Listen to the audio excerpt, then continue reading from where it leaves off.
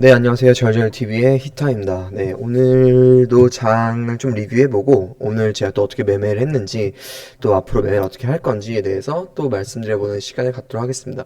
일단은 주말 동안에 별로 안 좋았습니다. 러시아, 우크라이나 합발 계속 이슈가 있어가지고, 사실 코인이 좀 그걸 보여줬죠. 제가 어제 한 비트코인 기준으로 거의 한 마이너스 4%까지 빠졌었는데, 오늘 반등에 성공했습니다. 성공한 이유는 일단은 요거죠.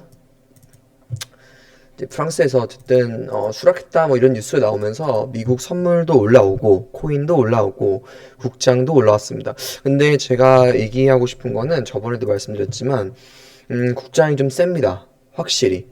일단 개파락이 있었음에도 불구하고 어 별로 안 빠지고 잘 버티다가 저 뉴스에 또 강하게 반등을 해줬거든요. 이렇게. 네. 보시면은 되게 사실 한 이틀 동안을 맞을 걸 안 맞았기 때문에 저는 오늘 같은 경우에는 조금 조심해야겠다 싶었었는데 별로 그렇게 많이 하락하지 않은 상태에서 시작해서 결국 다 말아 올렸습니다. 네, 이런 걸 보면 확실히 국장이 좀 세다라고 말하고 싶고 오늘 시장을 바라보는데 저는 좀 개인적으로는 뭐 이걸 보고 좀 매매했다라고 말씀드리고 싶은 건 GSE예요, GSE. GSE가 뭐냐면은 항상 침공 우려 때문에 이 자원주들이 움직이면 항상 GSE가 항상 세게 움직이거든요. LNG 관련주인데 GSE가 아침에 거의 갭상승으로 한 20% 정도 떠서 시작했습니다. 근데 이게 더 치고 나가지를 못하고 되게 고민을 했어요. 사실 이거 더 치고 나가면 시장이 당연히 더 안 좋아지겠죠. 그러니까 얘는 이제 어떻게 보면은 좀 숏 포지션에 가까운 종목이라고 할 수 있겠죠. 리스크가 올라갈수록 자원주들이 떡상하는 구조니까. GSE 같은 경우는 그래서 20%나 떠서 시작을 했는데 이게 힘이 없이 빠지더라고요. 그래서 이때부터 시장을 좀 좋게 봐야겠다 싶어서 더 적극적으로 좀 매매에 가담했습니다. 그래서 기본적으로 저는 국장이 하락장이 아니다라는 거를 좀 전제로 깔고 있었는데 GSE를 통해서 조금 더 확신을 갖고 더 리오프닝에 집중을 한 거죠. 그래서 리오프닝 같은 경우에는 제가 지난 두 번의 영상에서도 말씀드렸다시피 거의 저는 이게 지금 주도주라고 생각하고 있고 이 안에서 로테이션이 일어나고 있다. 그래서 처음에 말씀드렸던 TJ 미디어부터 시작해서 뭐 여행주들 화장품까지 옮겨갔고 이제 이 로테이션이 어디로 갈까 했는데 계속 말씀드렸던 그 엔터주들이 오늘은 좀 뿜었습니다. 보시면은 SM 5%, YG 7%, JYP 7%, 하이브도 7%, 파라다이스도 이게 그 오락 문화라는 섹터로 엮이긴 하거든요. 그래서 아침에 이거를 더 적극적으로 좀 매매를 했습니다. 물론 다른 뭐 호텔 신라, 신세계, 그리고 뭐 아모레, 다른 뭐 화장품들 뭐 저희가 맨날 얘기했던 뭐 이치한불 같은 경우에도 좋은 모습 보여주고 끝나긴 했습니다. 네. 근데 이제 더 엔터주를 제가 주목했던 이유는 제가 저번에도 말씀드렸지만 로테이션이 일어나고 있다. 계속 여기서 시장이 계속 여기서 뭔가 먹을 걸 찾으려고 하는데 순환매가 돌아간다. 비교적 좀 덜 오른 게 하나투어랑 엔터였거든요. 사실 화장품 같은 경우에는 이틀 동안 시세가 좀 세게 났었고 그래서 엔터 좀 보고 있었는데 아침에 딱 이걸 제가 확인했습니다. 이거를 뭐 아시는 분들은 아실 수도 있지만 저는 이거 되게 잘 유용하게 활용하고 있거든요. 이게 코스피든 코스닥이든 수급을 실시간으로 볼 수 있습니다. HTS마다 있는 건데 코스닥 같은 경우에 보면 아침부터 오락문화에만 순매수가 찍혔어요. 외국인 기관이. 그러니까 코스닥 전체는 매도였거든요. 장중 내내 매도였습니다. 매도가 1000억까지 나왔었어요. 근데 코스닥 중에서 오락 문화는 처음부터 계속 플러스였습니다. 이건 뭐냐? 코스닥 전체는 파는데, 그러니까 코스닥 전체는 1000억, 아까 1000억까지도 파는데, 코스닥에서 오락 문화는 200억을 산다. 이 말은 나머지 거의 한 뭐 800억, 1200억 정도는 다른 건 팔면서도 오락 문화는 사는 거죠. 그 오락 문화에 들어가는 그 섹터가 뭐냐? 그 엔터죠, 엔터. 그래서 저는 개인적으로 원래 엔터주들을 가지고 있었습니다. YG 엔터만 가지고 있었어요, 저는. 근데 파라다이스를 추가로 좀 샀고 YG 엔터는 조금 더 추매를 하면서 했지만 오늘은 다 매도를 또 했습니다. 예. 이것도 저번에 이차한불처럼 전부 다 먹지 못했어요. 전부 다 먹지 못했고 왜냐면 차트상으로 물론 세긴 센데 개인적으로는 이런데 좀 저항이라고 좀 생각을 해가지고 요런데 요런 데 좀 저항이라고 생각을 해가지고 왜냐면 이런 전고점들이 좀 맞아있는 구간이어가지고 한 5만 9천 원 넘어가면서는 6만 원 전에 다 매도를 했습니다. 그래서 조금 아쉽기는 한데 그래도 뭐 굉장히 나이스하게 잘 익절하고 나왔고 TJ 미디어도 마찬가지로 계속 시세를 주죠. 오늘도 장중에 꽤 시세를 줬습니다. 7천 원 넘어가기도 했었는데 저는 7천 원 넘어서 매도했습니다. 이것도. 네. 왜냐면은 이게 또 강하게 뚫지를 못하더라고요. 계속. 그래서 TJ 미디어는 조금 약간 좀 매번 주긴 하는데 강하게 막 뚫고 나가는 모양은 또 아닌 것 같아가지고 하여튼 오늘은 저는 얘는 오버나잇은 안 했습니다. 오늘 다 인터뷰들이 셌기 때문에 하여튼 그래서 이런 식으로 좀 매도를 했고 어쨌든 리오프닝 관련해서 로테이션이 계속 돌고 있다. 그래서 하이브도 세게 나왔죠. 반등이 바닥에서 차트도 21선 강하게 돌파했고 근데 솔직히 엔터주 중에서 하이브가 제일 느리고 약한 것 같긴 합니다. 그리고 오늘 이렇게 또 좋은 시세를 준 데에는 사실 이런 뉴스도 있었죠. BTS 콘서트 한다. 트와이스 공연한다. 그러니까 어쨌든 리오프닝입니다. 계속 리오프닝된 관련된 뉴스가 계속 나오고 있고 어, 여기에서 우린 계속 먹을 걸 찾으려고 해야 돼요. 그래서 하여튼 저희 절절 TV를 잘 시청해 주신 우리 구독자분들은 저번 주에 이어서 사실 저번 주부터 좀 괜찮았지만 저번 주에 이어서 오늘도 나쁘지 않았을 거라고 생각합니다. 네.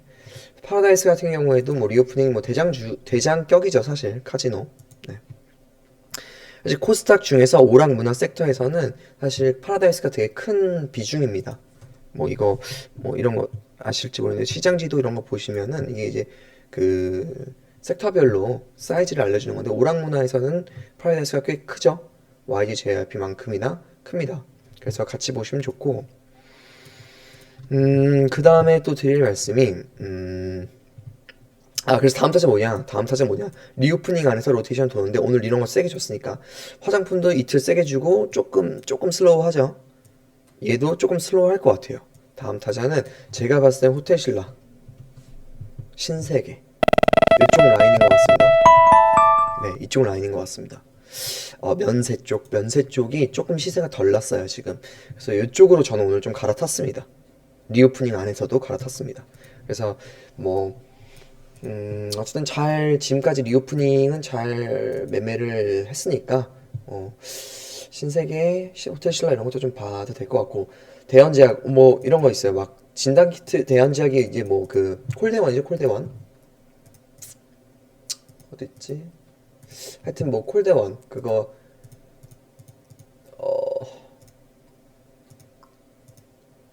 이거 기댈 건 감기약분 판매 불티 이러면서 이제 뭐 우리 대원제약 같은 거 이제 시세를 많이 줬는데 사실 이거 안 했습니다. 저는 왜 안 했냐 윗꼬리도 좀 길게 달렸죠. 마침 오늘도 키트가 사실 사상 같은 논리죠. 사실 키트도 계속 말씀드렸던 휴마시스도 시세를 잘 못 내고 있고 ST바이오도 수출 공시가 났음에도 불구하고 이거는 좀 반응을 해줄 줄 알았어요. 솔직히 미국으로 수출하는 거는 아예 시장이 또 열리는 거라서 조금 반응을 해주지 싶었는데 안 해주더라고요. 그러니까 이런 거 보면은 코로나 관련된 사재기성 테마들은 뭔가 시세를 세게 안 주는 것 같아서 전 대원제약 따라붙지 않았습니다. 네. 그래서 이건 왜 안 했냐 라는 말씀을 드렸고 자 정책주 오늘 원전이죠. 원전 오늘도 또 많이 올랐습니다. 자 보성파워텍 7%. 자 가지고 있는 것 중에 보성파워텍이 좀 안 가서 조금 속상했었는데 오늘 많이 가졌어요. 한전기술 완전히 안착하는 모습. 두산중공업도 마찬가지고 그죠? 네. 이런 거 보면은 원전이 확실히 센 테마고 지금 보시면은 네 여기 원전인데 지금 보시면은 일단은 한두 종목이 센 게 아니라 지금 돌아가면서 셉니다. 원전 안에서. 이거는 뭐 섹터가 확실히 지금 힘을 받고 있다 이렇게 좀 볼 수 있고 그리고 얘기가 계속 나와요. 이렇게.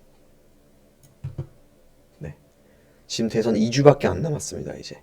말씀드렸다시피 금리 인상 3월에 있고 러시아 우크라이나 리스크 아직 해소 완전히 안 됐고 그래서 계속 매기가 돌 수 있는 그런 섹터는 사실 정책주가 좀 확실히 2주 동안은 확실히 해먹을 수 있는 할 만한 네. 지금 윤석열 후보의 이 원전에 대한 얘기도 이런 그 좀 스탠스도 좀 확실히 세지고 있다는 걸 느낄 수 있고 아무래도 지지율이 좀 올라가다 보니까 아무래도 좀 이런 발언에도 조금 예, 힘이 좀 붙는 것 같아요. 네. 그래서 원전 계속 세다. 그리고 사실 차트도 되게 좋아졌어요, 진짜. 뭐 두중 그때 말했고 한전기술도 주봉으로 봐도 네. 오늘 요 정도까지는 빠져줄 줄 알았는데 빠져서 좀 더 사고 싶었는데 주질 않더라고요. 아, 이것도 완전히 뚫었죠. 이번 고점 뚫었고 그리고 하락 추세도 뚫었고 네.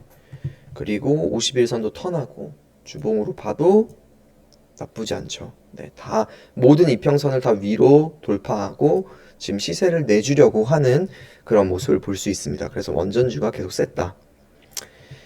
이런 말씀드리고 싶고 어제도 말씀드렸다시피 이런 거 안 한다. 왜냐면은 인맥주라서.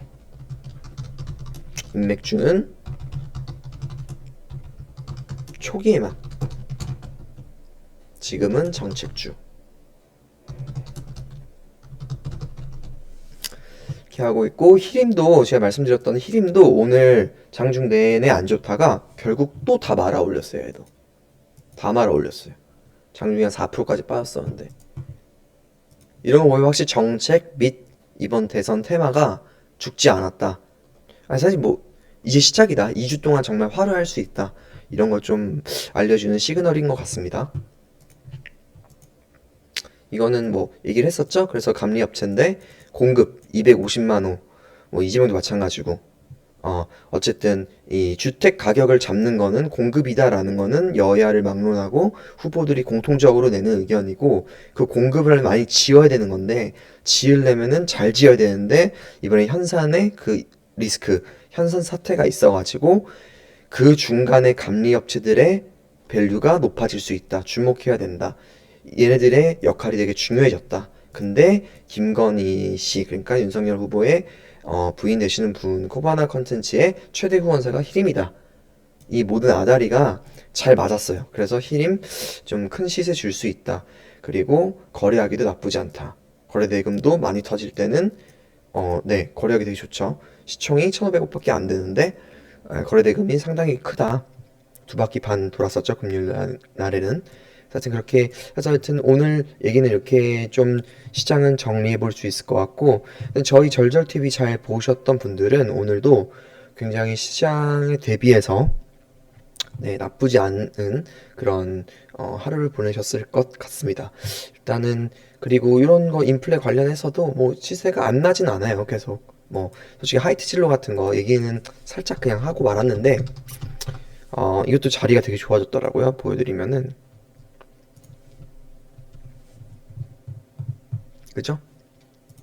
하락 추세가 이렇게 있던 거 다 돌파해버리고 결국에는 다 뚫어버리고 네 어쨌든 주류 가격도 결국 인플레죠. 인플레 네, 음식료도 다 마찬가지고 좀 빠졌으면 좋겠는 프레시웨이 잘 안 빠져가지고 빠지면 좀 더 사도록 하겠습니다.